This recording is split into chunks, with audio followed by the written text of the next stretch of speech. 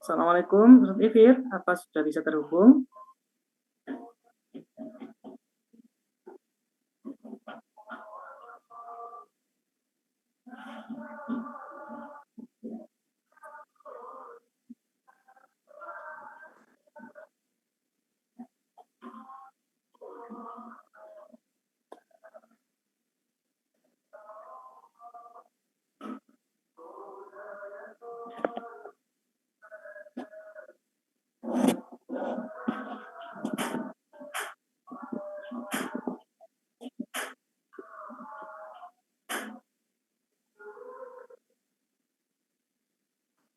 Sebenarnya masih belum bisa. Ini saudara mungkin ada yang disampaikan tadi, bisa dilanjutkan dulu.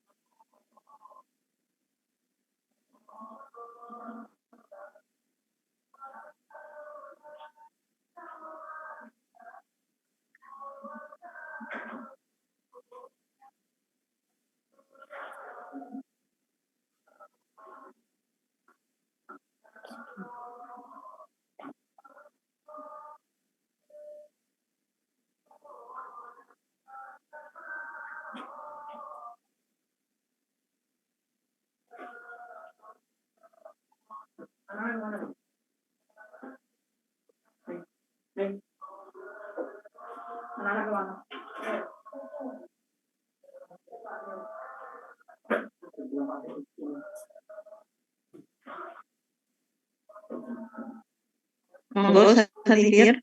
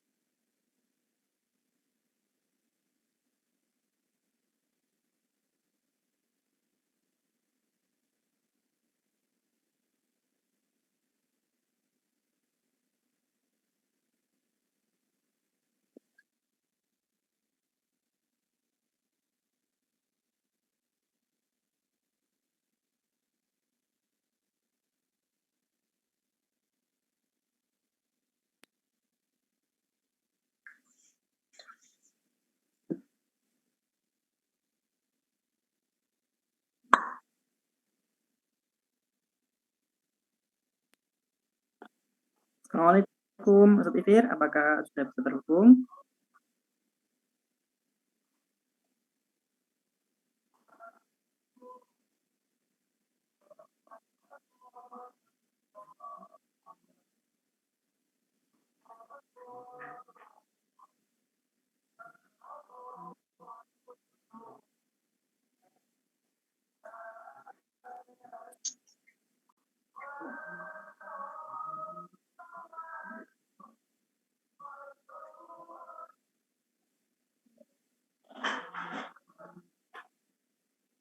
Apa mungkin sedang ada gangguan, Gi?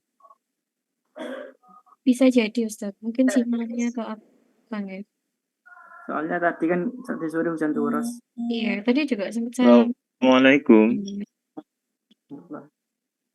Waalaikumsalam warahmatullahi wabarakatuh.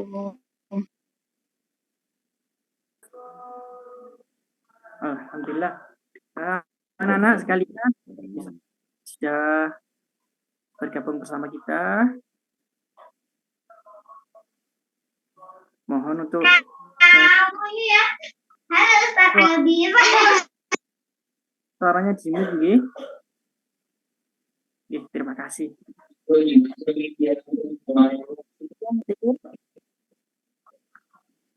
Sudah bisa terhubung?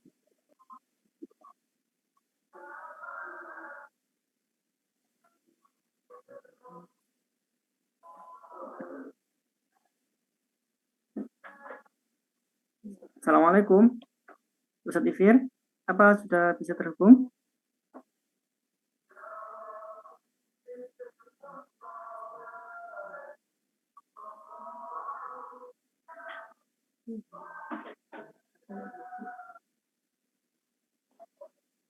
Assalamualaikum, Ustadz Ifir. Apa sudah Suaranya kok tidak bisa terdengar ya? Tadi panjenengan suaranya ada. Ini tidak bisa mendengarkan sama sekali. Bentar.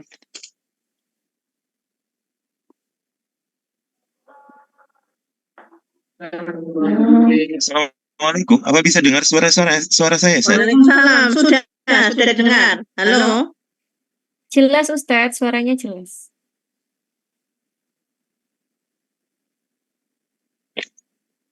Saya tidak bisa mendengar suara ini. Kenapa ya? Atau sama sekali tidak bisa, coba saya telepon sebentar. Atau mungkin keluar dulu terus masuk lagi nggak Ustadz? Suaranya tidak dengar.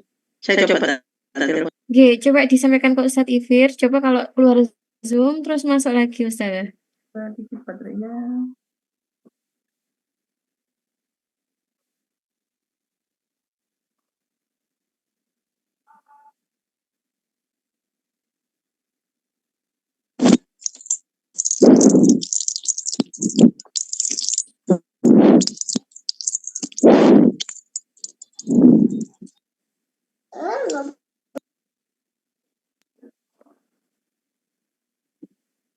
Coba beliau keluar dulu, nanti biar masuk. Ternyata beliau tidak dengar suara kita sama sekali. Makanya dipanggil-panggil. Kok nggak ada suaranya sama sekali ya, dari Zoom tidak ada keluar. Oke, mungkin sinyalnya Ustadz mungkin. Iya, ya Allah, subhanallah ya.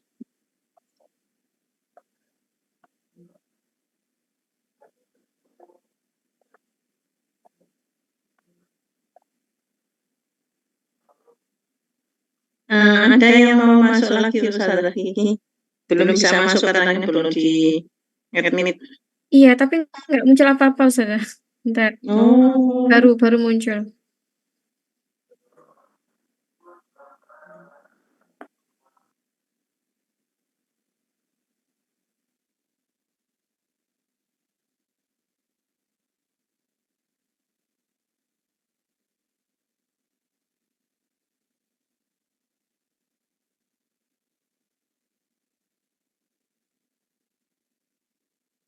Sudah gabung lagi kan Mbak Ifir?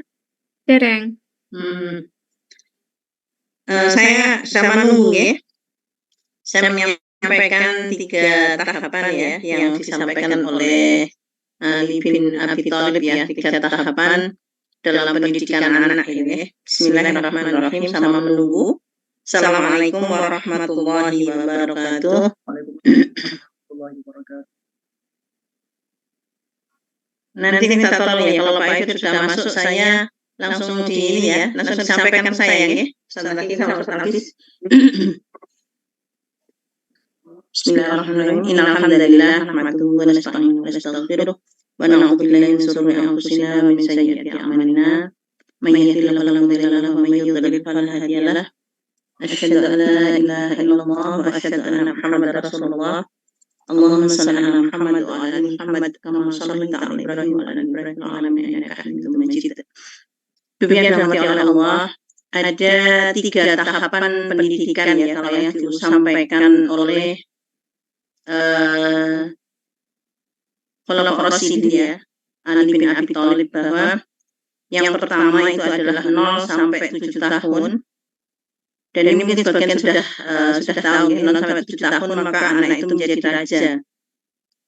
maksudnya apa raja itu seperti apa sih? Monggo bisa nulis di kolom chat ya. Gitu ya. Raja mungkin 5. Monggo silahkan. Raja itu seperti apa sih? Yang kedua,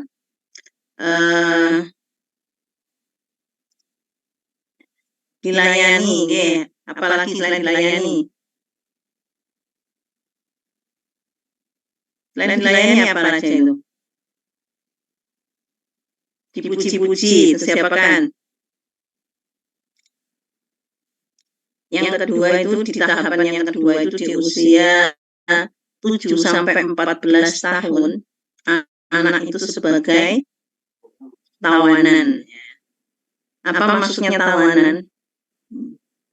Tawanan itu apa maksudnya? Ada yang bisa membantu saya? Diawasi, ya. Yang lain?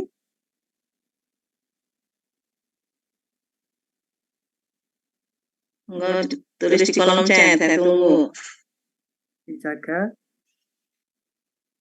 Dijaga, ya. Apalagi?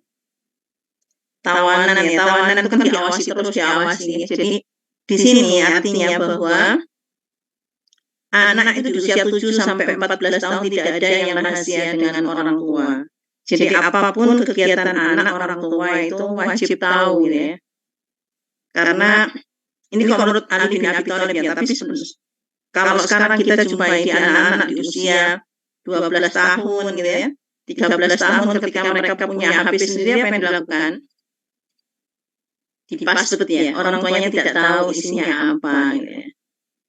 Kenapa kalau menurut Ali bin Abi Thalib di usia 7 sampai 14 tahun diawasi? Karena memang mereka di usia yang memang kalau sekarang ya, itu namanya usia pancaroba. Ya, dia mengatakan di usia-usia jadi mulai 7 itu kan sebenarnya anak sudah mulai tahu yang mana yang baik, mana yang buruk itu, dan mulai harus diarahkan gitu. Dan yang tahapan yang ketiga itu adalah dia di usia 15 tahun ke atas dia sebagai sahabat, sebagai sahabat. Nah, ini akan sukses jadi sahabat ketika di usia 0 sampai 7 tahun ya. Sampai 14 tahun itu jadi 0 sampai 7 tahun itu apa? Gak tahu aku di ini. Pak Iker belum masuk ya? Di usia 0 sampai 7 tahun memang dilayani, banyak dipuji ya kalau mereka sudah melakukan kebaikan gitu, Masya Allah, tabarakallah, diikatkan ya dengan Allah ya. Jadi alhamdulillah sudah diberikan kemudahan, siapa yang memberikan kemudahan gitu ya. Dan di usia 7 sampai 14 tahun disampaikan anak-anak itu harusnya paham ya, di usia 7 sampai 14 tahun mereka harus paham bahwa mereka pada masa sebagai tawanan ya, karena sebagai tawanan dia harus tahu orang tua wajib ya, orang tua wajib tahu aktivitas anak ya. Jadi anak tidak boleh sembunyi-sembunyi dari orang tua, apapun yang dirasakan itu ya. Dan ini PR-nya tidak mudah ya, untuk menjadikan anak dekat dengan kita, tahu apapun aktivitasnya, tapi dengan dipahamkan, dengan kita sering komunikasi dengan anak-anak, insya Allah dimudahkan. Dan di usia ketika mereka sudah lolos di usia sampai 14 tahun, maka mereka lebih mudah nanti di usia 15 tahun ini menjadi sahabat kita. Gitu. Kalau yang di buku Tarbiyah Askariyah itu tahap pendidikan itu ada di ya, Tarbiyah Askariyah itu adalah, ada yang tahu artinya Askariyah? Apa Askariyah? Apa Ustaz Ardis? Askariyah, Ustaz Ardis. Apa namanya? Askari. Tarbiyah Askariyah. Askar itu apa sih? Kalau kita umrah itu askar gitu ya. Apa sih askar? Tentara, Ustazah. Iya, tentara. Iya, Tarbiyah Askariyah bahwa Kenapa di Islam itu ada pendidikan askariyah ya? Ada ketentaraan bahwa karena setiap mukmin itu punya kewajiban untuk membela agamanya. Lah untuk membela agamanya ini butuh ya anak-anak itu, makanya di usia Sudah tulis nih saya admit Ustadz Ifir ya. oh boleh nggih.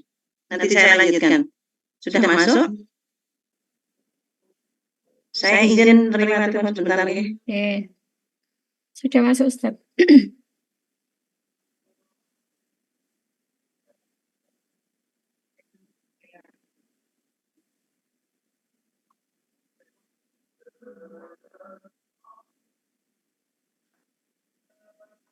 Boleh cek Ustadz Adis, boleh cek. Assalamualaikum Ustadz Ifir, apakah sudah bisa terhubung? Masih belum bisa dengar ya? Masih Assalamualaikum Ustadz. Bisa. Halo? Saat ini sudah dengar ada suaranya nggih?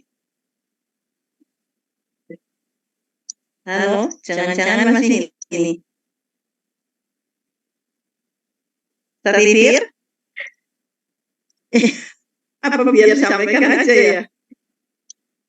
Nanti pertanyaannya lewat. Coba saya telepon lagi, insya Allah. Enggak apa Ustadz. Saya dengar suaranya ini. Jadi nggak bisa komunikasi dua arah ya.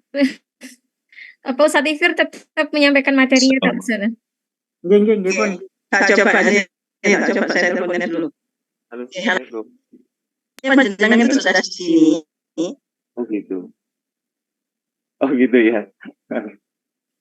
Oh gitu.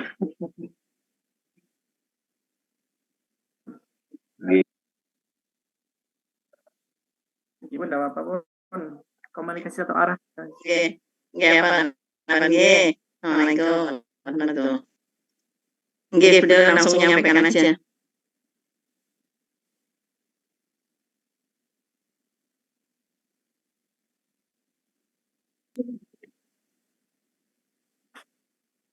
Baik, bismillahirrahmanirrahim. Assalamualaikum warahmatullahi wabarakatuh.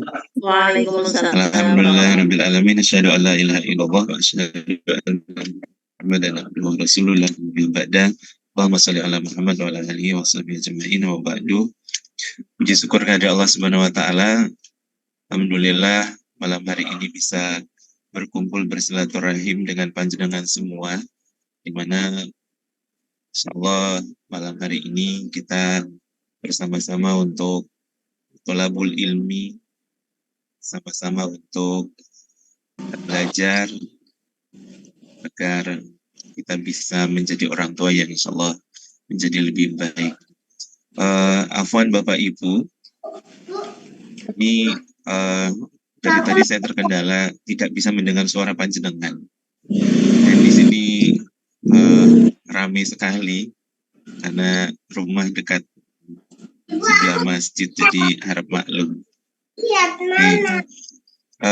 Baik, jazakallah khairan katsir kepada Ustazah Sulis di malam hari ini memberikan kesempatan kepada saya untuk bisa bersilaturahim dengan panjenengan semua. Saya izin share screen ya.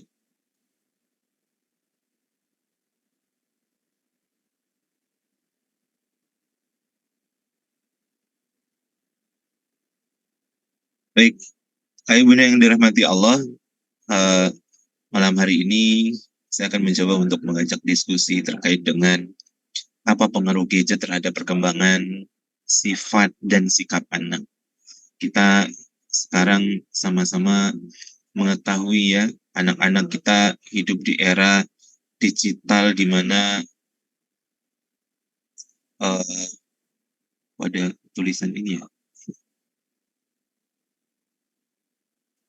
di mana anak-anak kita sekarang ini adalah anak-anak generasi alfa, di mana mereka hidup dengan kecanggihan teknologi yang luar biasa. Anak-anak yang mereka belajar tanpa batas dan belajar hanya dalam satu genggaman. Nah, kita bisa melihat bagaimana anak-anak kita sekarang Dengan sekali pencet itu bisa tahu banyak hal. Baik. Nah, ini kita akan bisa melihat generasi sekarang ini, anak-anak yang mereka mendapat gelar anak-anak generasi strawberry dan generasi home service.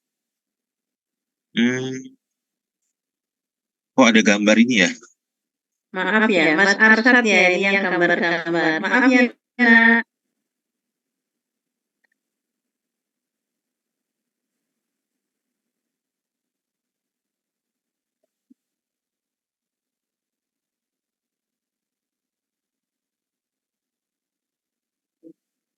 Ada yang bisa bantu ini? Kok muncul gambar halo? Nggih, sebentar Pak. Saya kondisikan sebentar nggih. Anda jalan lanjut aja, sebentar saya kondisikan ini.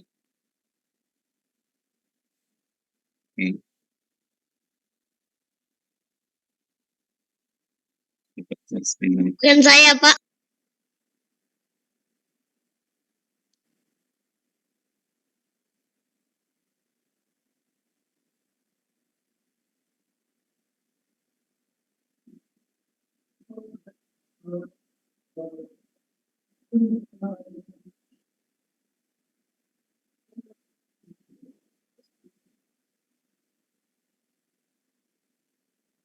Baik, bismillah. Kita mulai lagi ya.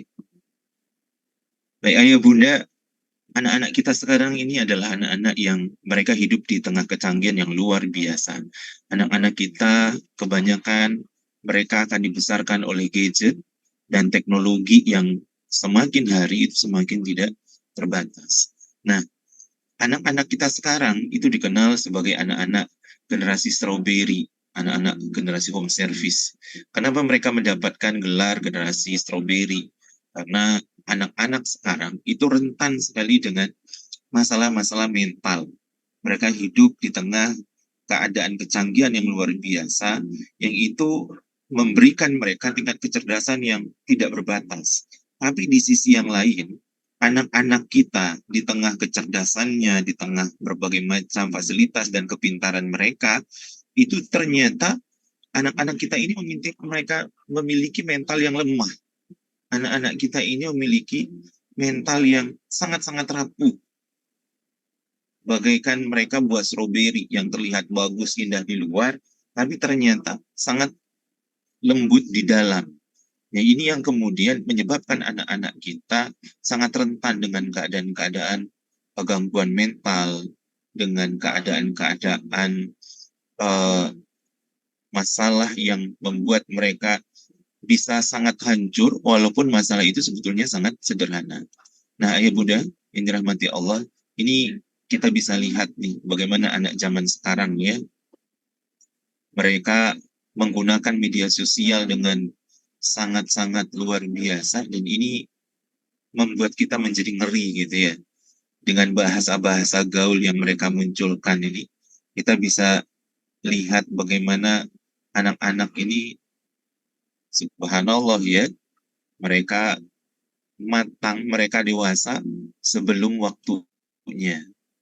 Nah, ini bagian dari sedikit contoh yang saya ambil, bagaimana anak-anak ini, mereka ketika tidak mampu menjaga diri, tidak kemudian bisa dikontrol dan didampingi dengan baik, itu efeknya luar biasa. Anak-anak kita dikarbit dengan cepatnya, dan mereka dipaksa untuk kemudian memiliki keadaan-keadaan yang subhanallah, itu justru hal-hal yang buruk ya. Ini akibat dari bagaimana orang tua mereka memberikan fasilitas, mereka memberikan anak-anak mereka sesuatu yang itu belum saatnya, sesuatu yang itu belum pada waktunya. Akhirnya ini yang terjadi. Kita bisa lihat nih bagaimana anak-anak kita, subhanallah ya, mereka menggunakan media sosial dengan sangat-sangat tidak layak. Nah, menurut Steve Jobs, ya, ini adalah seorang founder Apple Corp, kemudian pencipta gadget yang menemukan berbagai macam kecanggihan itu. Justru mereka, orang-orang yang paham dengan teknologi, orang-orang yang kemudian memiliki kemampuan yang luar biasa terhadap teknologi dan kemudian memproduksi itu, justru mereka menyekolahkan anak-anaknya itu di sekolah yang non gadget, ya, sekolah-sekolah yang sangat minim dengan fasilitas teknologi. Kenapa? Karena menurut penelitian yang mereka lakukan, kajian-kajian yang mereka lakukan, anak-anak itu ketika mereka berada di usia di bawah 14 tahun, maka mereka tidak boleh menggunakan gadget. Ya. Kenapa kok seperti itu? Karena ternyata kontrolnya terhadap emosi, terhadap keadaan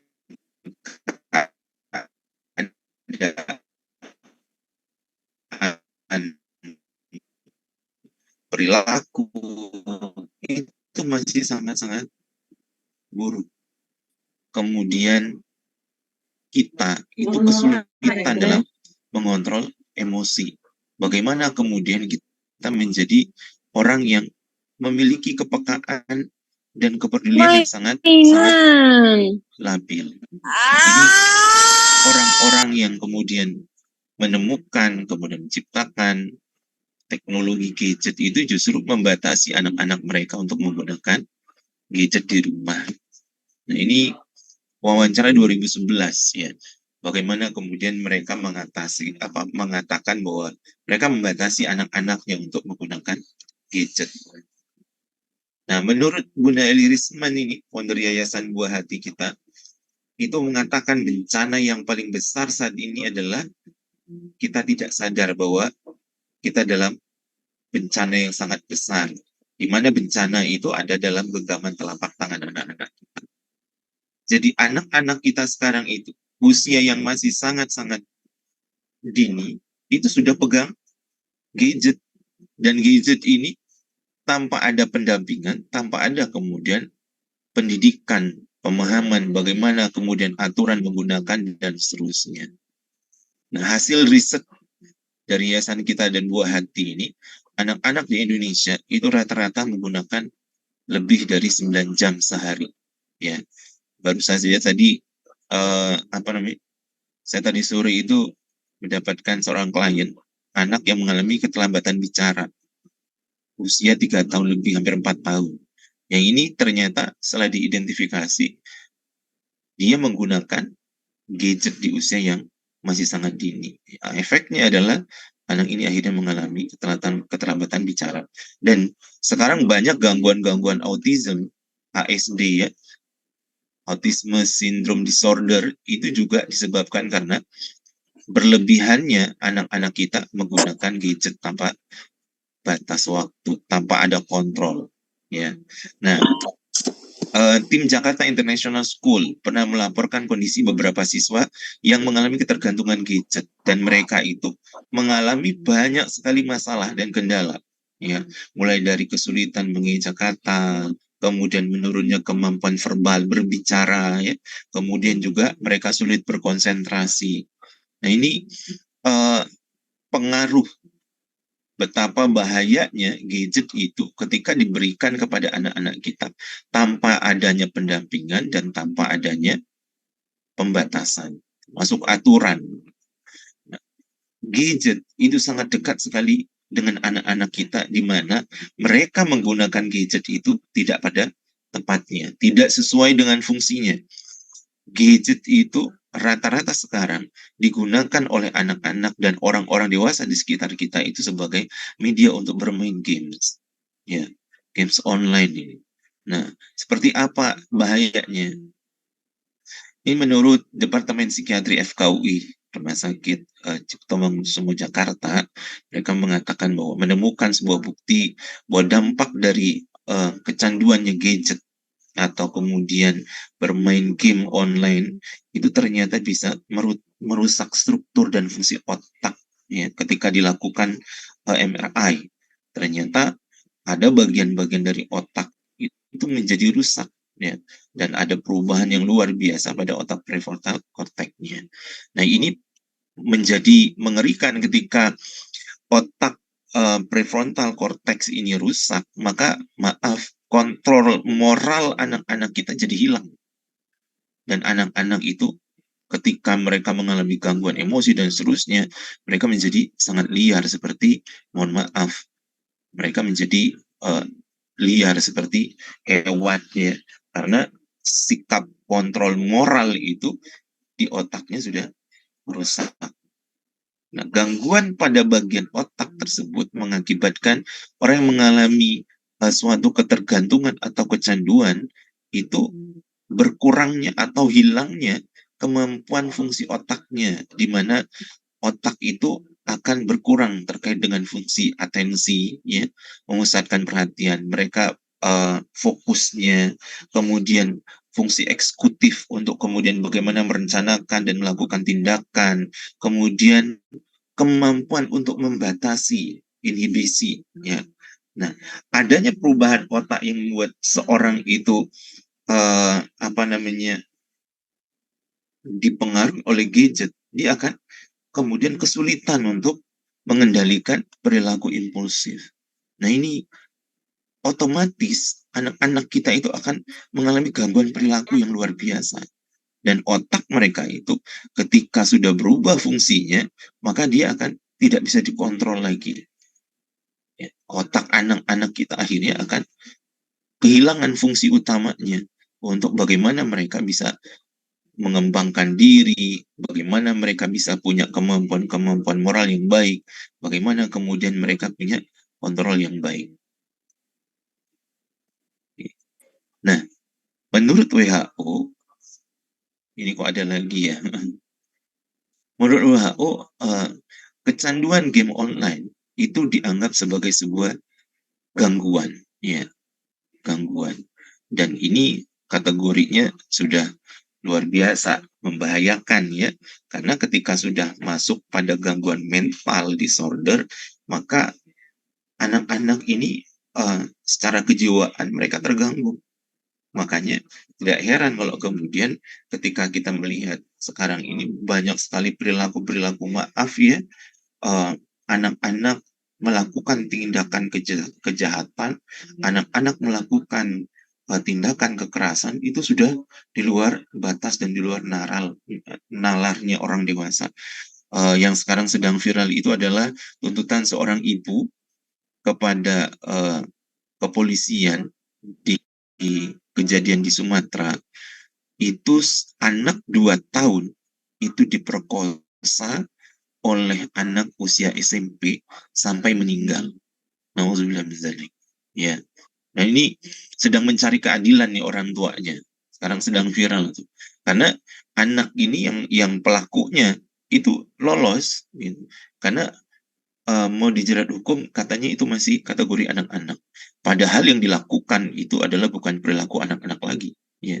Nah, ini akibat dari bahayanya ketika seorang sudah sampai kemudian mengalami gangguan mental akibat kecanduan dari games atau dari penggunaan gadget tanpa batas itu.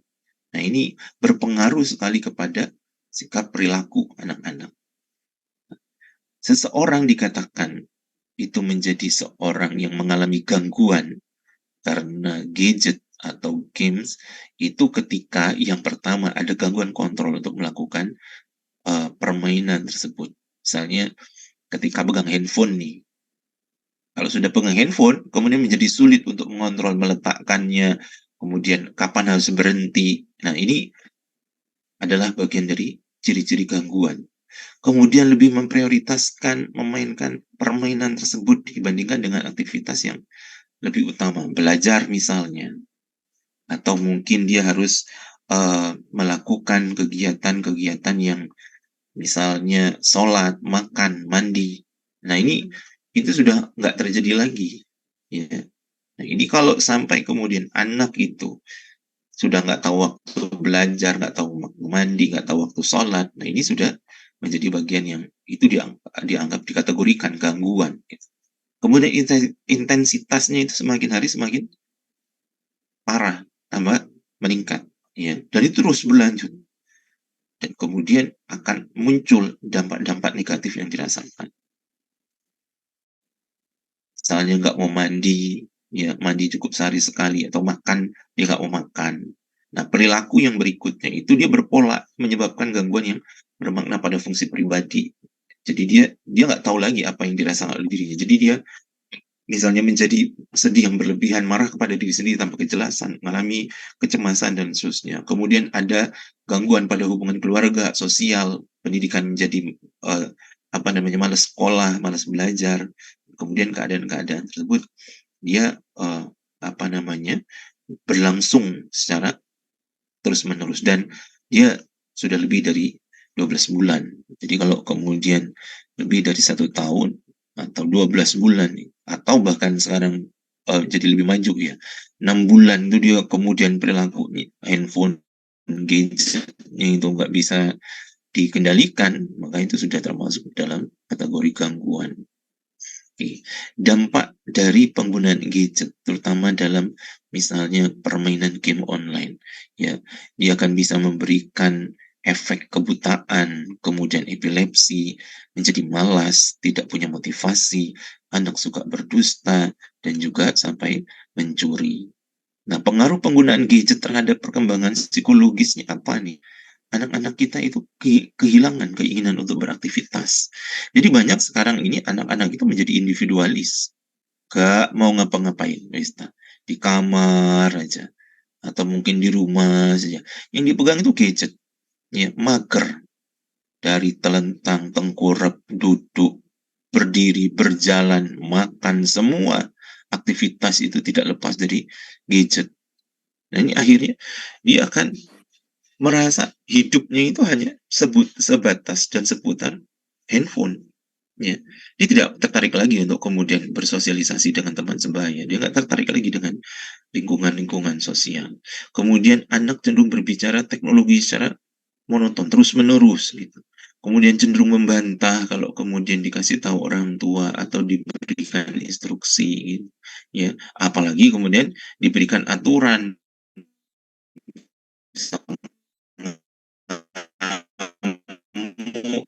Dia. Nah, ini ya, jadi keadaan mengalami gangguan. Kemudian anak menjadi sensitif, ya. Ini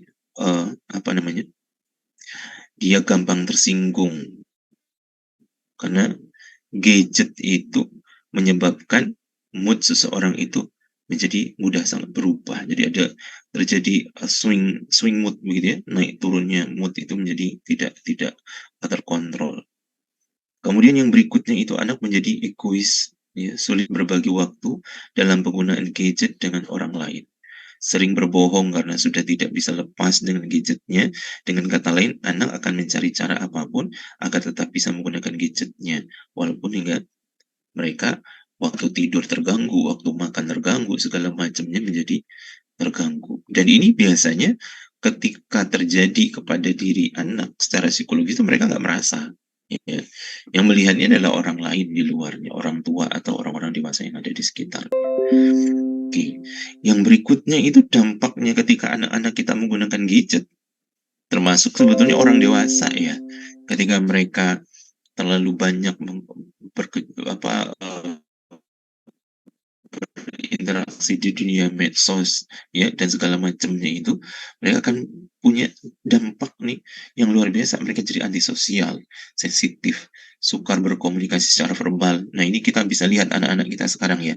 Mereka kalau bahasa SMS itu cepat, tapi kalau sudah ketemu ngomong berhadapan-hadapan itu biasanya langsung mingkem. Mereka menghindar ya. Ini. Kemudian anak-anak sejak usia dini sudah pakai kacamata.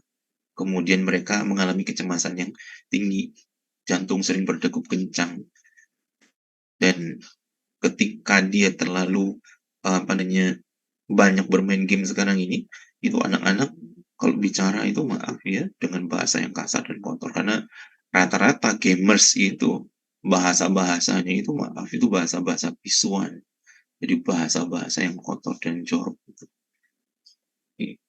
Nah, ini yang lebih bahaya. Ayah bunda yang dirahmati Allah, ketika kemudian anak kita ini terdampak pada pornografi, ya, mereka sekarang sangat-sangat luar biasa gitu ketika mengakses gadget, handphone, itu iklan dan segala macam itu sangat luar biasa wira-wirinya. Nah ini memberikan efek yang luar biasa. Yang paling parah itu adalah kerusakan 5 bagian dari otak anak. Ya, mereka menjadi anak yang tidak punya kontrol dan anak yang tidak memiliki kemampuan moral. Ya, jadi perilaku mereka, mohon maaf, seperti binatang. Kemudian dia suka melakukan masturbasi sampai kemudian nanti berhalusinasi, kemudian dia mempraktekkan mencari korban, ya, mencari pasangan, sampai kemudian juga terjadi hubungan seksual antar keluarga, ya. Ini kakak adik misalnya, nauzubillah min dzalik. Kemudian otaknya itu juga memiliki kemampuan yang terus menurun, yang akhirnya kemudian menyerupai mereka menjadi seperti orang idiot, gitu. Nah, proses dari dampak pornografi ini dia nggak langsung, tapi bertahap. Ya. Yang pertama itu adalah anak akan menjadi kecanduan. Dia ingin mengulang, melihat, dan melihat. Nah, ketika dia sudah melakukan itu, dia akan muncul satu hormon di otaknya, seperti ketika dia melihat tayang pornografi itu, dia akan ngefly. Dan setiap dia merasa stres, dia merasa ada tekanan, dia punya beban, yang dicari itu adalah tontonan pornografi. Ya. Dan ketika dia lihat, dia akan kemudian merasa relax. Nah, lalu kemudian itu, kalau sudah seperti itu, dia akan berhalusinasi. Ketika sudah berhalusinasi ini, anak ketika maaf dia sering melakukan masturbasi, itu dia akan menarik diri, hilang percaya diri, dia menjadi punya perasaan bersalah dan seterusnya. Sampai ketika dia sudah tidak puas dengan berhalusinasi, maka yang dia lakukan adalah berikutnya mencari korban, mencari pasangan. Ya. Apa yang harus kita lakukan, bunda yang dirahmati Allah? Yang pertama adalah kita harus mendidik anak kita di era teknologi ini dengan bagaimana kita mengenalkan jenis dan fungsi teknologinya kepada anak-anak. Ya. Jadi harus memang benar-benar kita sampaikan apa fungsi gadget itu. Ya. Terus ini modelnya, kegunaannya itu kayak apa. Ya. Jenisnya jenis yang bagaimana. Ketika kita ingin memberikan anak-anak gadget untuk mereka gunakan, maka ini menjadi satu hal yang nomor satu untuk disampaikan kepada anak-anak. Jangan memberikan anak-anak kita benda gadget yang itu kita sendiri nggak paham. Ya, apa jenisnya, bagaimana fungsinya, cara kerjanya, kita nggak paham. Nah, ini yang bahaya. Akhirnya orang tua, maaf, dibohongi oleh anak. Ya. Orang tua akhirnya ditipu oleh anaknya. Karena orang tua nggak paham. Nah, ini harus memang benar-benar kita perhatikan. Ya. Jangan sampai kemudian, sekali lagi, ayah bunda, ini kita memberikan anak sesuatu, tapi kemudian kita nggak paham nih fungsinya. Kemudian yang berikutnya, ada batasan usia untuk penggunaan teknologi gadget itu. Ya. Berapa usianya? Nah, ini kadang orang tua, maaf, karena merasa nggak ingin anaknya ketinggalan zaman begitu. Masih PAUD pun, atau kemudian masih balita, ya, masih 2 tahun, itu sudah dikasih gadget nih buat mainan. Ya. Biar anaknya anteng begitu, biar anaknya nggak main macam-macam, kasih gadget. Padahal kita sudah tahu efeknya seperti apa. Nah, batasan usia itu berapa?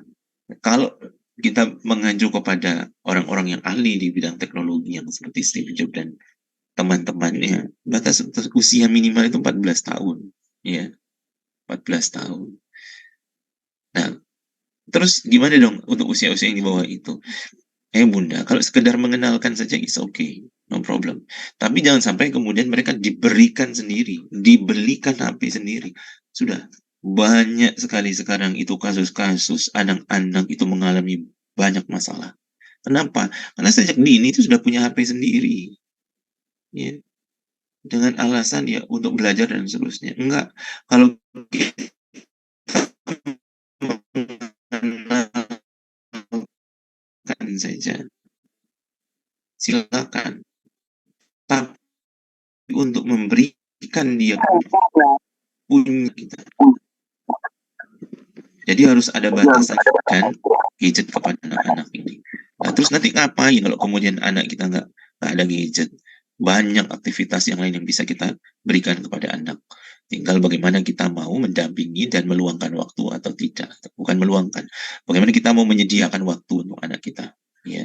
Nah, disinilah pentingnya orang tua untuk bisa belajar ya bersama dengan anak-anak untuk kemudian kita melihat menggunakan memfungsikan media itu dengan bijak ya. Jadi kalau misalnya media gadget itu digunakan untuk belajar ketika anak masih di bawah usia 14 tahun, maka temani, dampingi. Jangan biarkan dia sendirian menggunakan gadget. Ya, ada batasannya ya. Yang pertama, terapkan peraturan. Apa aturannya? Jam berapa, kemudian berapa lama, ya, di mana dia bisa menggunakan. Lalu kenalkan fungsi gadget seperti yang saya sampaikan sebelumnya tadi. Fungsinya itu untuk apa? Yang paling perlu difahami adalah gadget itu kan alat komunikasi. Ini yang kadang kita sering lupa, ya. Gadget itu alat komunikasi. Komunikasi yang seperti apa? Komunikasi jarak jauh, bukan komunikasi jarak pendek, ya, jarak dekat, gitu. Kalau dekat, kenapa kita harus pakai gadget? Nggak perlu. Nah, sampaikan kepada anak-anak bahwa ini adalah media komunikasi. Ketika ayah di rumah, ketika kamu di rumah, ayah di luar kota, atau kamu di rumah nenek, ayah ibu di Malang misalnya, kita gunakan gadget untuk komunikasi. Tapi kalau kita sudah berkumpul, no, ya, kita harus melepaskan itu. Kemudian kendalikan, nih yang paling penting. Orang tua kadang tidak bisa mengendalikan anaknya kalau sudah pegang gadget. Akhirnya mereka dikendalikan oleh gadget itu dan mengendalikan kehidupan di sekitarnya. Ya. Jadi manajemen nih penggunaannya setelah ada aturan, lalu kita harus kendalikan. Karena kontrolnya itu tadi yang paling sulit. Lalu yang terakhir, awasi. Ya. Bagaimana mereka menggunakan? Boleh nggak di password begitu? Atau apa saja yang sudah mereka lihat? Dengan siapa saja dia sudah berinteraksi? Ini harus benar-benar kita awasi. Karena banyak orang tua yang kecolongan nih. Ya. Terlihatnya belajar kok, aku ini kok. Ternyata begitu akhir semester dipanggil sama BK. Anaknya nggak pernah ngajakan tugas, nggak pernah ngumpulin. Nah ini orang tua jadi kecolongan. Oke, baik. Mungkin itu yang bisa saya sampaikan. Mohon maaf ini apa namanya, belum kita tadi tidak maksimal dengan suaranya ya. Oke, baik. Monggo Ustazah. Ini saya coba ini ya. Nanti bisa lewat chatting mungkin ya. Karena saya belum bisa dengar suaranya ini. Sembari saya coba pakai ini yang lain. Monggo Ustazah.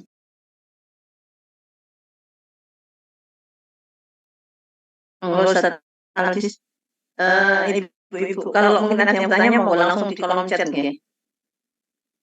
Biar bisa terbaca nggih. Ibu monggo bisa menulis pertanyaannya di kolom chat.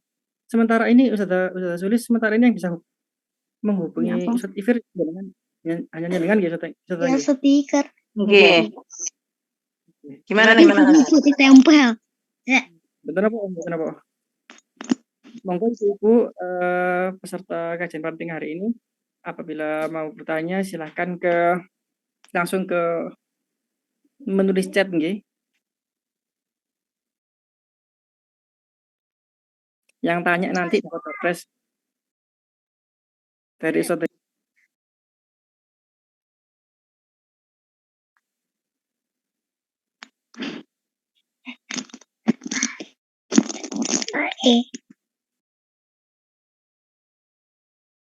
Ustadz Ifir bisa pakai HP mungkin ya?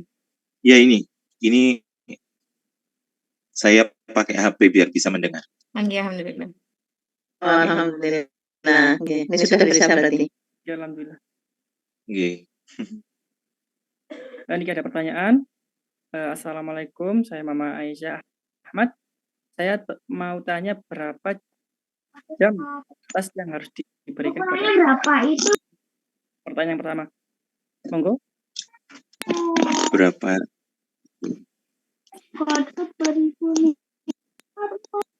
baik berapa jam kita boleh memberikan anak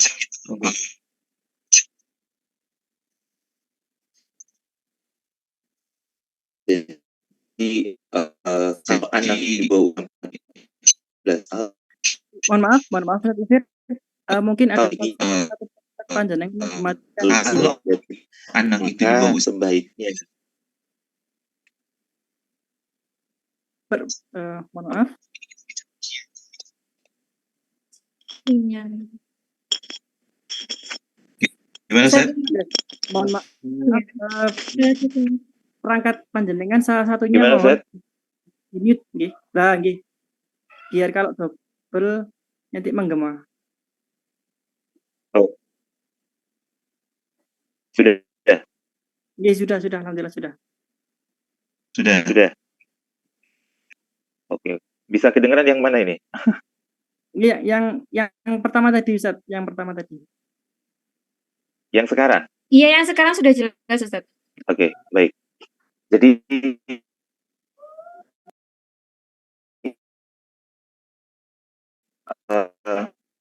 kalau dia anak usia di bawah usia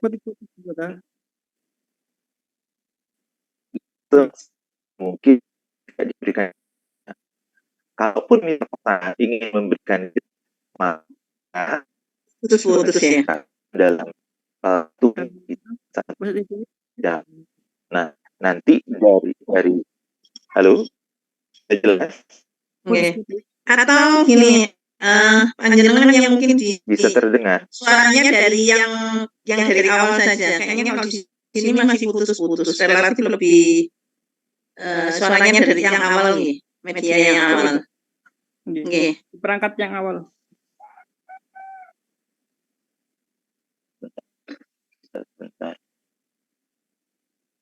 Mungkin karena sinyal kayaknya ini. Iya, memang. Oke, kalau perangkat yang awal kan Ustadz Ifir pakai laptop ya. Iya. Ini suaranya mungkin. Untuk apa? Ustadz Ifir menjawabnya speakerphone yang dari HP-nya di off kan, pakai dari yang laptop mawon Ustadz. Sudah, ini saya yang apa namanya? Ini saya jawabnya pakai laptop. Oke, lebih jelas ini. Sudah. Oke. Oke. Baik, jadi untuk anak di bawah usia 7 tahun, sebaiknya dibatasinya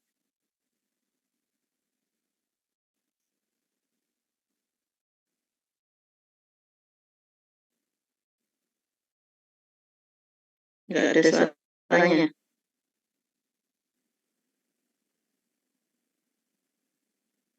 Jadi untuk anak yang di bawah usia 7 tahun itu sebaiknya dibatasi dalam 1 minggu. Itu hanya diberikan 1 kali. Jadi misalnya saja atau minggu saja. Kalau misalnya nanti anak-anak ini dia dari Senin misalnya hari sekolah sampai Sabtu, maka dia diberikan aktivitas yang lain. Jadi lakukan misalnya dengan aktivitas bermain, membaca buku, bercerita,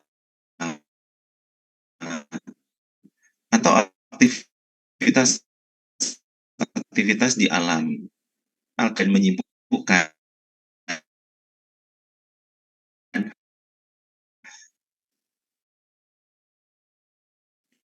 Insya Allah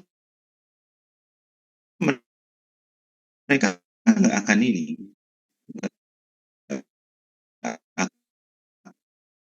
terpengaruh dengan gadget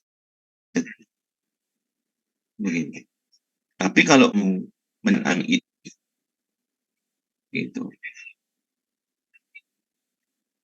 Bisa didengar ya suaranya ya? Suaranya putus-putus, Ustadz. Oke, oke. Mohon izin sebentar, Ustazah Sulis, saya tak bergeser dulu ya. Bergeser. Ini masjidnya sudah anteng. Oh, sebenarnya ini nggak masuk ke sini tadi suaranya, Ustaz. Iya, monggo. Oke.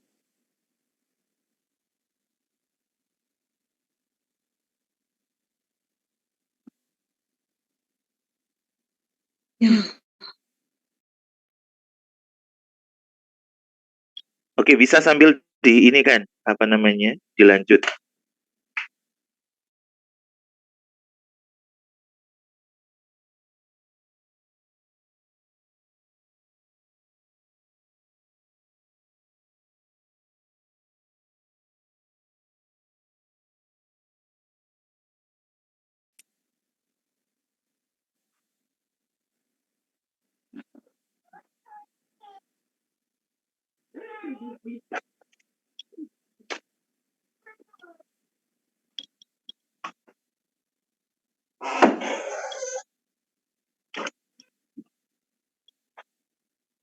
Mas, minta tolong kabelnya dibawain ke atas.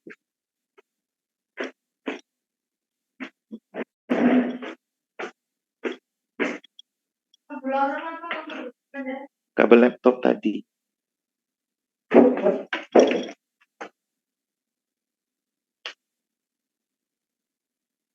Oke, monggo bisa dilanjut.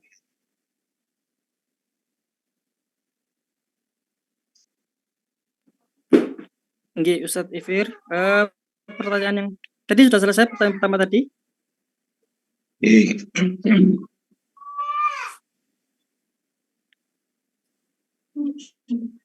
Sekarang pertanyaan yang kedua, nggih. Ustadz, saya membatasi anak bermain gadget di Sabtu, Ahad.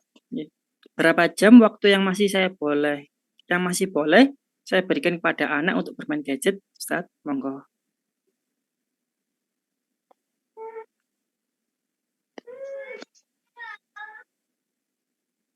Ngapunten suaranya. Maaf.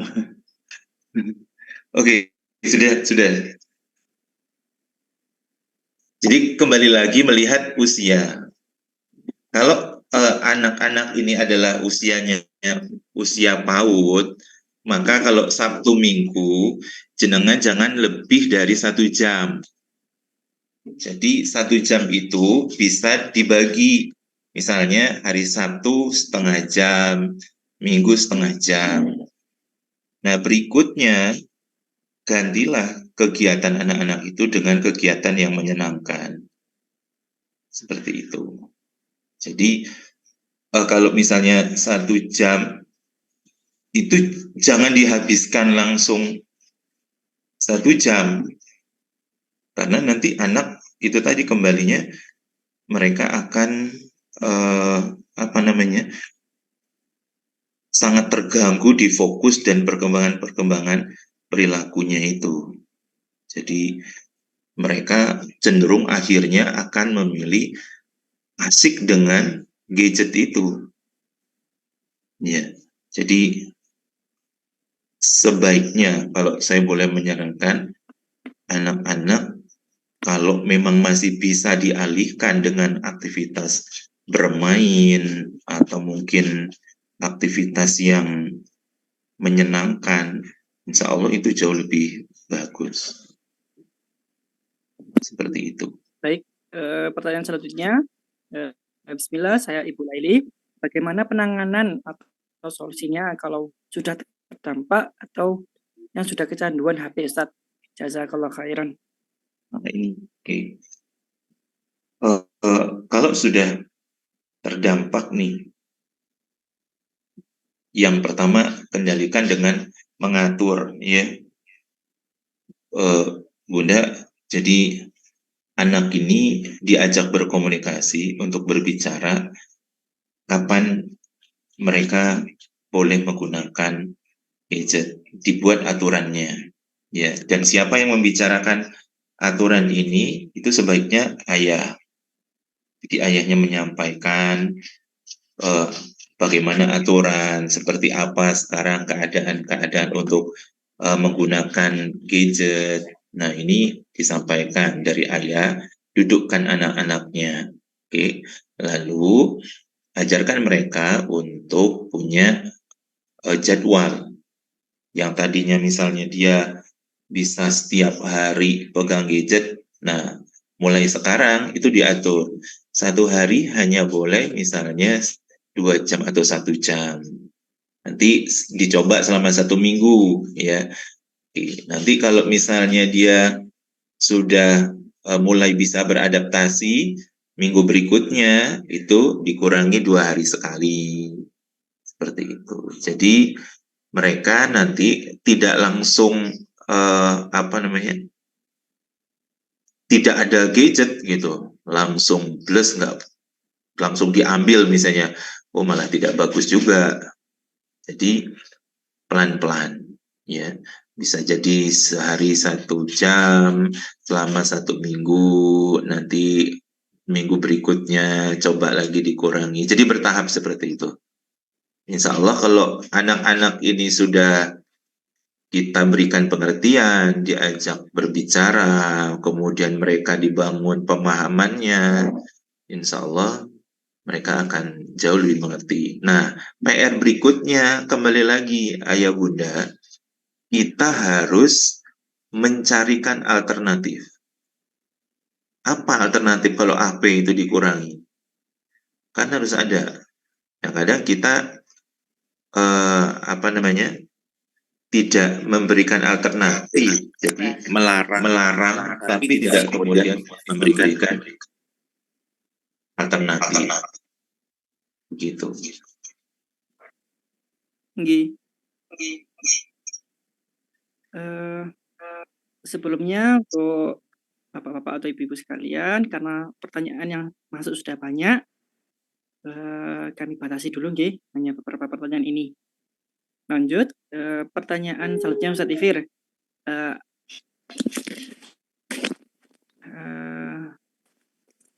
Ini. Saya ganti perangkat nih.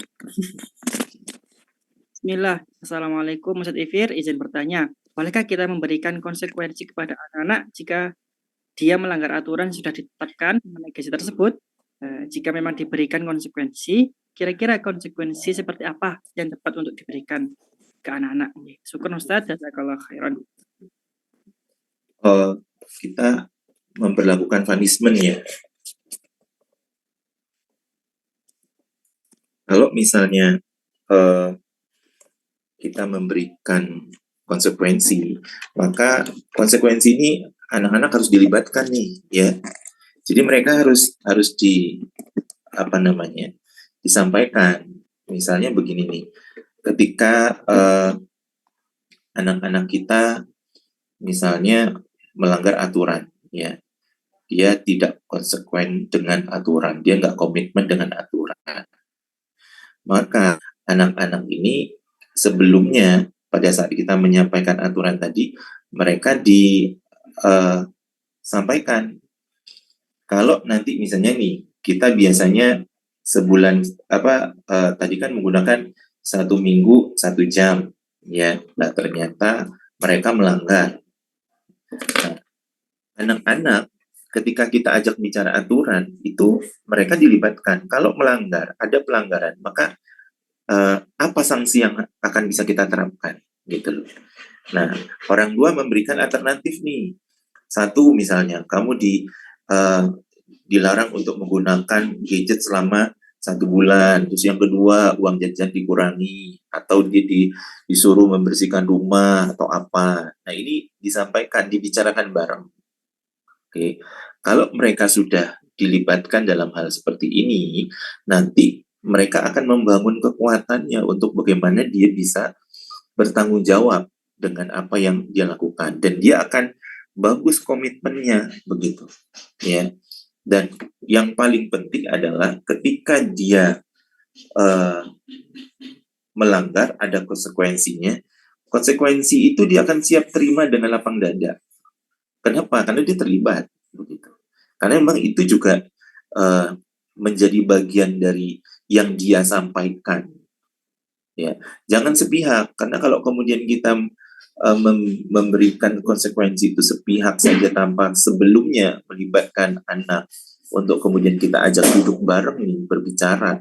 Intinya kan mereka kita ajarkan untuk problem solving ya. Anak-anak diajarkan dan dilibatkan untuk memiliki kemampuan critical thinking nih, gitu. Jadi sebelum mereka melakukan atau mereka melanggar, mereka sudah tahu konsekuensinya apa dan dia disiapkan. Nah, anak kalau sudah disiapkan seperti ini, insya Allah dia akan sangat-sangat luar biasa untuk menjaga komitmennya. Dia akan sangat benar-benar care dengan apa yang akan dia jalani itu. Gitu. Jadi sebaiknya semaksimal mungkin anak-anak ini dilibatkan dalam hal ketika kita membuat aturan. Begitu. Masya Allah. Baik. Pertanyaan selanjutnya, pertanyaan yang kok hilang Bu ya saya sebenarnya. Ustazah Kiki, ngapunten, di HP saya hilang pertanyaan tadi. Bisa dibacakan 3 yang terakhir tadi, 3 pertanyaan yang terakhir.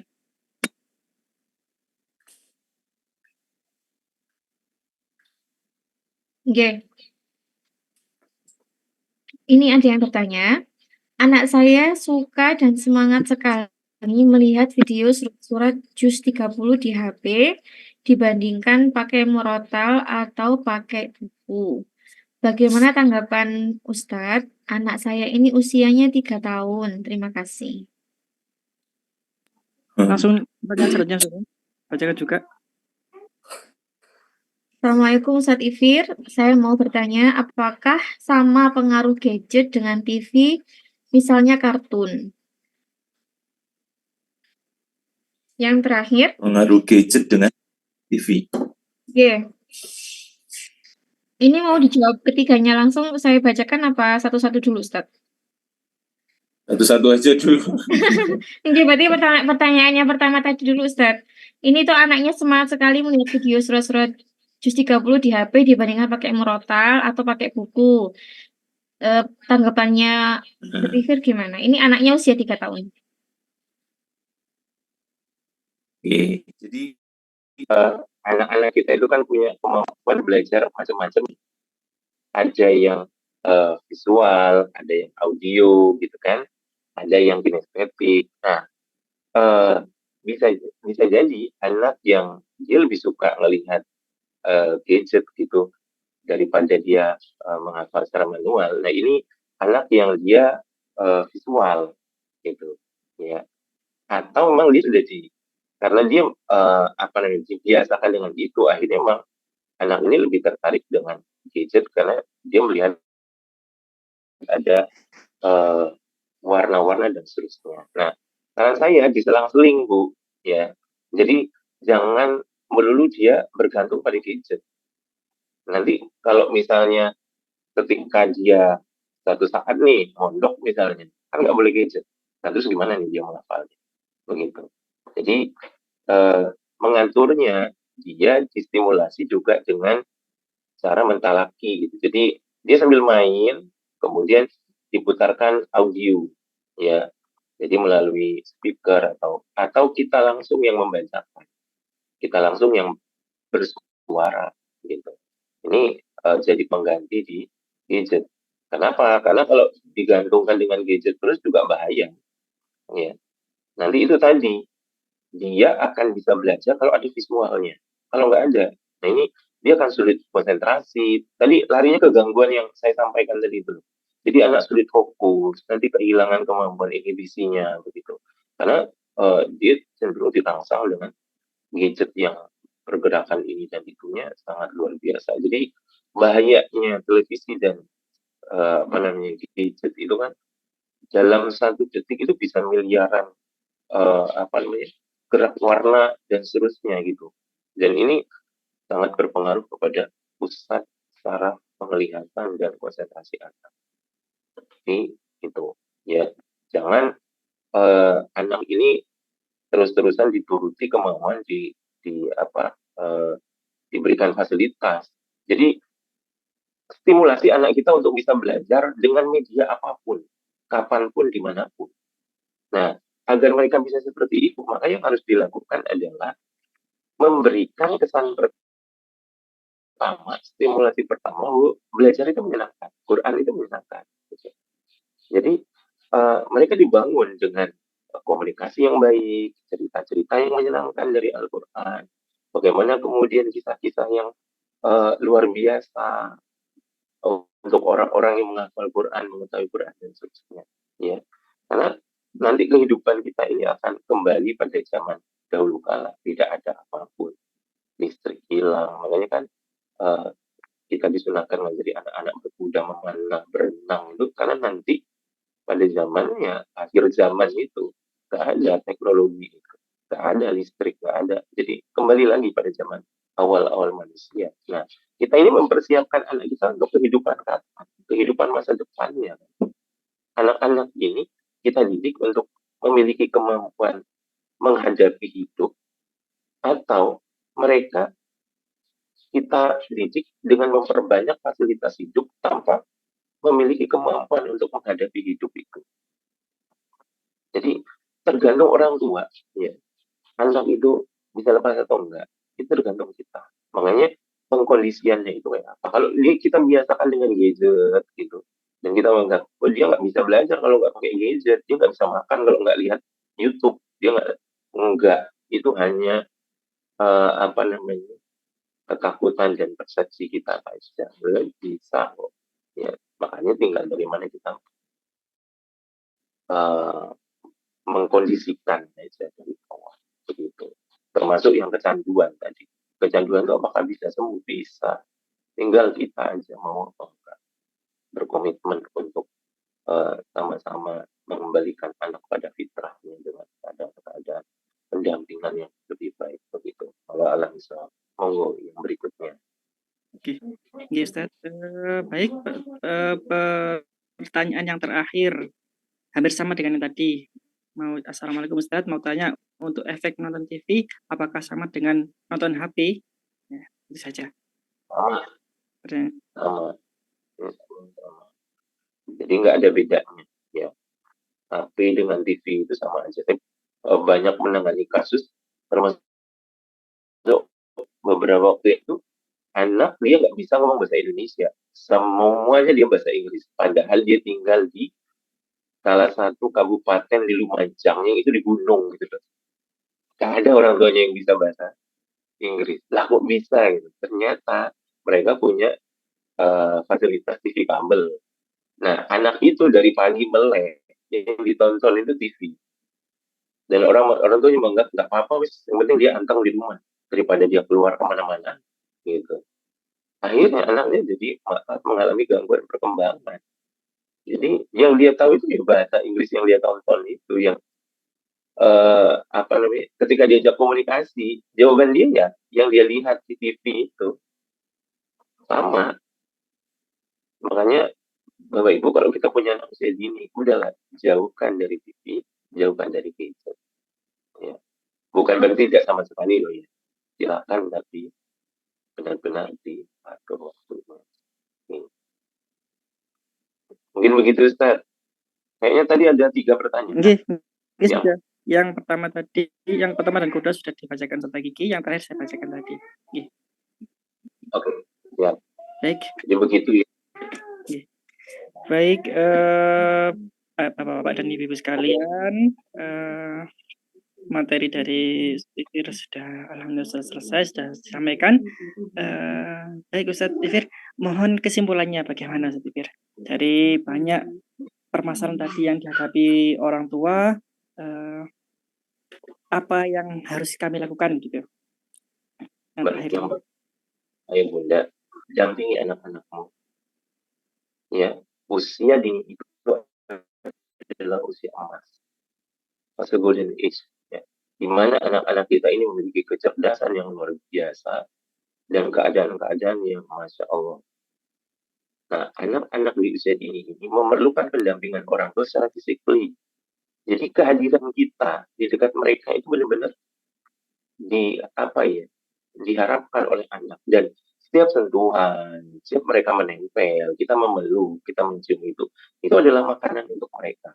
Ya, makanya jangan sebel ketika anakmu nyari mie, bi, pa, ya pada di depan mata, pada satu rumah, satu di depan, satu di belakang, itu dia nyari aja sebentar mie, sebentar, nggak apa-apa, nikmati. Kenapa? Karena itu kebutuhannya mereka. Jadi dia nempel, dia gelendutan. Itu makanannya mereka. Ya. Dan lelahnya kita orang tua pada fase anak-anak usia dini itu adalah secara fisik. Menemani mereka main, menyediakan waktu luang, kemudian ngejar dia ke sana kemari, gitu, mengejar dia ke sana kemari, mengikuti dia ke sana kemari. Lelah kita secara fisik seperti itu. Dan fitrahnya anak-anak itu mereka aktif. Ya, mereka anak-anak yang lincah. Nah, jangan senang ketika anak-anakmu itu anteng. Ini justru bahaya. Apalagi anteng itu karena handphone, karena TV. Itu luar biasa ini. Anda ketika menjadi anteng di usia ini, ya kesannya dia baik-baik saja, tapi hati-hati. Sekian tahun kemudian Anda akan mengeluarkan banyak biaya untuk mengobati anakmu, khususnya memberikan treatment dan seterusnya. Jadi, ayah bunda siapkan waktu, ya, kemudian temani anak-anak kita, lakukan aktivitas-aktivitas yang menyenangkan secara bersama-sama. Jalan-jalan, bersepeda, berenang, baca buku, atau bikin mainan-mainan yang seru-seruan, ya, nggak harus mahal. Anak-anak itu ketika ada hadir orang tuanya, kehadiran orang tuanya itu kemudian bisa memberikan mereka inspirasi untuk melakukan banyak kegiatan. Insya Allah mereka akan jadi luar biasa. Dan inilah cara kita orang tua untuk menjauhkan anak dari gadget dan televisi. Kalau Anda tidak pernah hadir dalam kehidupan anakmu, apalagi ayah, nah inilah awal bencana.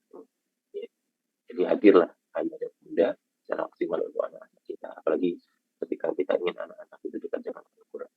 Ya, contoh yang paling utama itu ada pada ayah dan bunda. Allah alam bisawab. Ya bunda yang dirahmati Allah, ini mungkin yang bisa saya sampaikan. Mohon maaf atas kendala hari ini ya. Barulah kok iya di akhir baru bisa on. Satu sini tadi juga rumah saya belakang masjid, corongnya langsung di kamar. Allah bisawab, mohon maaf lahir batin, terima kasih. Insya Allah next time mungkin akan lebih nyaman kalau sudah off dulu. Ya. Begitu Ustaz, terima kasih. Assalamualaikum warahmatullahi wabarakatuh. Sedikit yang bisa saya ambil dari penyampaian dari Ustaz Ifir tadi, bahwa usia anak kita usia emas. Berhasil atau gagalnya anak kita di tangan kita. Kalau kita sebagai orang tua membiarkan acuh terhadap gadget yang kita berikan kepada anak, mungkin saja naudzubillah anak bisa mendapat dampak buruknya. Tapi kalau kita dari umur emas ini kita sudah mengantisipasi hal tersebut dengan sekuat tenaga, insya Allah anak kita akan tumbuh dan tumbuh dengan dampak positifnya gadget. Mungkin itu saja dari saya. Alhamdulillah kajian parenting hari ini malam ini telah berakhir. Semoga kita semua mendapatkan ilmu yang bermanfaat dan bisa kita terapkan di kehidupan kita masing-masing. Baik Ustaz Ifir, acara terakhir adalah doa dan penutup. Mohon panjenengan bersedia untuk memimpin doa. Kita tutup dengan doa kepada majelis dan Al-Fatihah. Dari Bismillahirrahmanirrahim. Alhamdulillahirabbil alamin. Arrahmanirrahim. Yaumiddin. Iyyaka na'budu wa iyyaka nasta'in. Ihdinas siratal mustaqim. Shiratal ladzina an'amta 'alaihim ghairil maghdubi 'alaihim waladdallin. Amin. Rabbi habli min as-salihin, Rabbi habli min as-salihin, Rabbi habli min as-salihin. Allahumma firli wa liwalidayya warhamhuma kama rabbayani shaghira. Allahumma innaka afuwwun tuhibbul afwa fa'fu anni. Allahumma inni as'aluka ilman nafi'an wa rizqan thayyiban wa amalan Rabbana atina fid dunya hasanah wa fil akhirati hasanah wa qina adzabannar. Subhanaka wa bihamdika asyhadu an la ilaha illa anta astaghfiruka wa atubu ilaik. Assalamualaikum.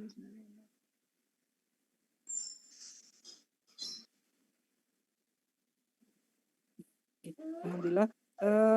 Yang terakhir foto bersama nggih. Mohon kepada bapak-bapak, ibu-ibu sekalian untuk menghidupkan kameranya masing-masing.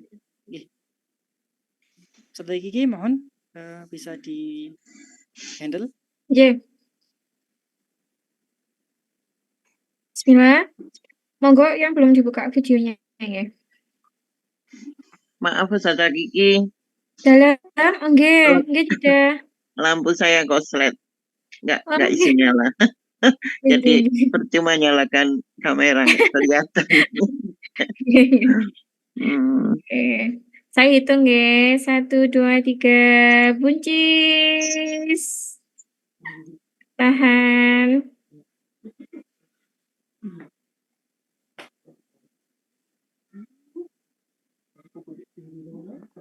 Sekali lagi.